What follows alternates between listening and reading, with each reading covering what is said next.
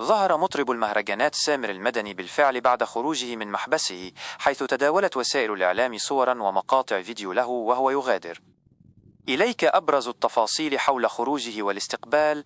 موعد الخروج: غادر سامر المدني قسم شرطة الطالبية في الجيزة بعد إنهاء إجراءات الإفراج عنه، وتفيد التقارير أنه خرج يوم الأحد الموافق 5 من أكتوبر 2025 حسب التواريخ المنشورة في نتائج البحث.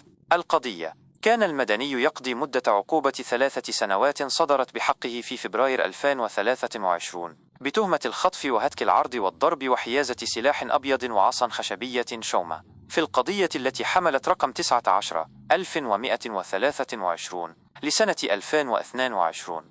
الاستقبال الزفة: لحظة خروجه استقبله أصدقاؤه ومحبوه بزفة، وهي عبارة عن موكب احتفالي، وظهر في الصور المتداولة وهو محاط بالأصدقاء مع وجود سيارات ودراجات نارية كجزء من الاحتفال بعودته، وبذلك يكون الظهور الأول له قد تميز بهذا الاستقبال الحاشد الذي نظمه له أصدقاؤه فور إنهاء إجراءات الإفراج.